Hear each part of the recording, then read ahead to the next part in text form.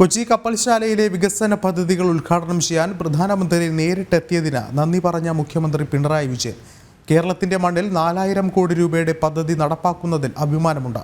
ചന്ദ്രയാനിലും ആദിത്യയിലും കേരളത്തിൽ നിർമ്മിച്ച ഇലക്ട്രോണിക് മൊഡ്യൂളുകളാണ് ഉപയോഗിച്ചതെന്നും ഭാരതത്തിന്റെ യശസ് ഉയർത്താൻ കേരളത്തിലെ പൊതുമേഖലാ സ്ഥാപനങ്ങൾ വലിയ പങ്ക് വഹിച്ചെന്നും മുഖ്യമന്ത്രി പറഞ്ഞു.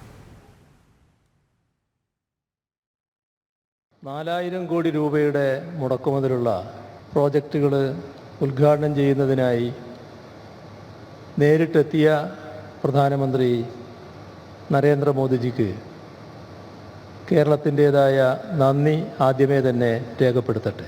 കൊച്ചിൻ ഷിപ്പ്യാർഡിൻ്റെ ഡ്രൈ ഡോക്കും അന്താരാഷ്ട്ര ഷിപ്പ് റിപ്പയർ ഫെസിലിറ്റിയുടെയും IOCLൻ്റെ LPG ഇറക്കുമതി ടെർമിനലിൻ്റെയും ഉദ്ഘാടനമാണ് ഇന്നിവിടെ നടക്കുന്നത്.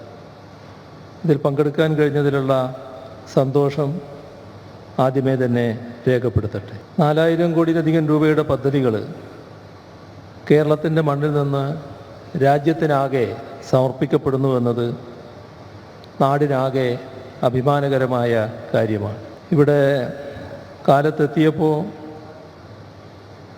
ഈ ഡ്രൈ ഡോക്കിലും അന്താരാഷ്ട്ര ഷിപ്പ് റിപ്പയർ ഫെസിലിറ്റിയിലും 2000 വീതം ആളുകൾക്ക് പുതിയ തൊഴിൽ ലഭിക്കാനിടയുണ്ട് എന്നാണ് പറഞ്ഞത്.